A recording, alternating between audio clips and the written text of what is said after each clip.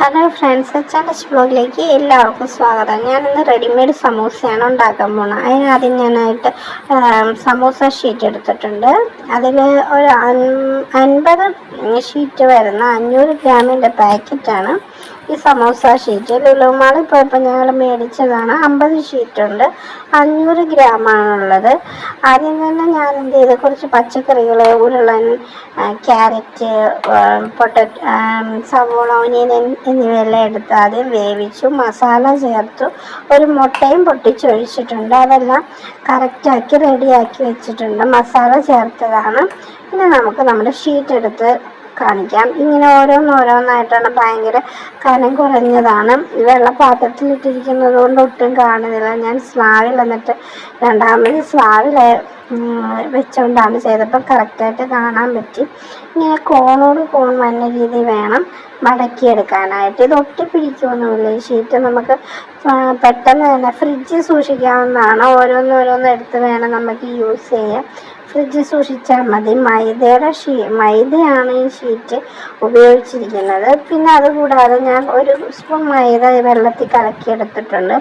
ഇത് ഫില്ല് ചെയ്ത് കഴിഞ്ഞിട്ട് ബാക്കി വരുന്ന ഭാഗം ഈ മൈദ പേസ്റ്റ് വെച്ചാണ് നമ്മൾ ഒട്ടിക്കുന്നത്. അതിന് വേണ്ടിയാണ് ഈ മൈദയുടെ പേസ്റ്റ് എടുത്തത്. ഇങ്ങനെ കോണോട് കോൺ വെച്ച് എനിക്ക് 2-3 തവണ ചെയ്യേണ്ടി വന്നു കേട്ടോ. 2-3 തവണ ചെയ്തതിന് ശേഷമാണ് എനിക്കത് കറക്റ്റായിട്ട് കിട്ടിയത്. ഇങ്ങനെ കുമ്പിൾ പോലെ ട്രയാങ്കിൾ രൂപത്തിൽ കിട്ടണം. അതിനാണ് ഇങ്ങനെ മടക്കുന്നത്. പുറത്തേക്ക് ഒരു ഭാഗം കുറച്ച് ചാടിച്ച് വേണം വെക്കാനായിട്ട്. എന്നിട്ട് അത് നമ്മളത് കയ്യിൽ എടുത്തിട്ട് ഇങ്ങനെ താഴ്ത്തോട്ട് കിടക്കണം. എന്നിട്ട് ഈ ഭാഗം വേണം നമ്മളെ ഉള്ളിലേക്ക് ഫില്ല് ചെയ്ത് കൊടുക്കാൻ. നമ്മുടെ ഗ്രേവി അതിലോട്ട് നിറച്ച് കൊടുക്കണം. നന്നായിട്ട് നിറച്ച് കൊടുക്കാം. വലിയ സമൂസ വേണം വലിയതാക്കിയെടുക്കാം, ചെറുതാക്കിയെടുക്കാം. നന്നായിട്ട് ഫില്ല് ചെയ്യുന്നുണ്ട്.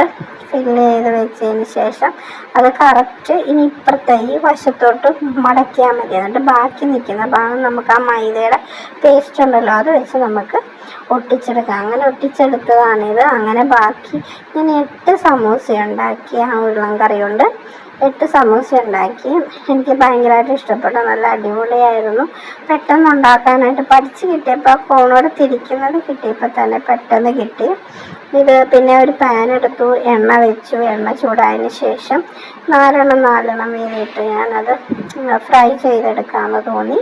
നന്നായിട്ട് ഫ്രൈ ചെയ്തപ്പോൾ ഇതിൻ്റെ പ്രത്യേകത എന്ന് വെച്ച് കഴിഞ്ഞാൽ പെട്ടെന്നത് ഫ്രൈ ആകും.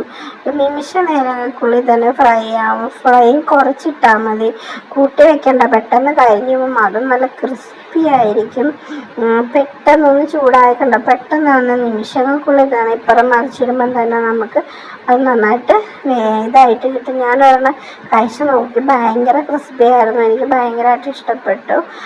സമൂസ ഷീറ്റും അടിപൊളിയായിരുന്നു. ആ മസാലയും കറക്റ്റായിരുന്നു. നല്ല ടേസ്റ്റ്. മുട്ടയൊക്കെ ചേർത്തുകൊണ്ട് നല്ല ടേസ്റ്റ് ഉണ്ടായിരുന്നു. സാധാരണ സമൂസ മുട്ടയൊന്നും ചേർക്കാറില്ല. ഞാനൊരു വെറൈറ്റിക്ക് വേണ്ടി അങ്ങ് ചേർത്തതാണ്. ബാക്കി 4 കൂടി ഞാൻ ഇതുപോലെ തന്നെ വറുത്ത് കോരിയെടുത്തു. പക്ഷെ അത് പെട്ടെന്ന് കരിഞ്ഞു പോകണു. ഷീറ്റ് അത്രയ്ക്കും തിന്നായിരുന്നു. നല്ല ടേസ്റ്റ് ഉണ്ടായിരുന്നു. നല്ല ക്രിസ്പി ആയിരിക്കുന്നുണ്ട്. എല്ലാവർക്കും ഇഷ്ടപ്പെട്ടു. പിന്നെ അതിൻ്റെ കൂടെ ഞാൻ എണ്ണ വേസ്റ്റ് ആക്കണ്ടല്ലോ എന്നൊക്കെ കുറച്ച് ഫ്രഞ്ച് ഫ്രൈസും മേടിച്ചിട്ടുണ്ടായിരുന്നു. പക്ഷെ അതിന് സാൾട്ട് കുറവായിരുന്നു. എണ്ണയിൽ കുറച്ച് സാൾട്ടും കൂടി ഇട്ട് ഞാനത് കൂടി ഫ്രൈ ചെയ്തു. അന്നേരം ഇതെല്ലാവരും ഒന്ന് ട്രൈ ചെയ്ത് നോക്കണം. വെരി സിമ്പിളാണ്, പെട്ടെന്ന് ഉണ്ടാക്കാം. ബൈ.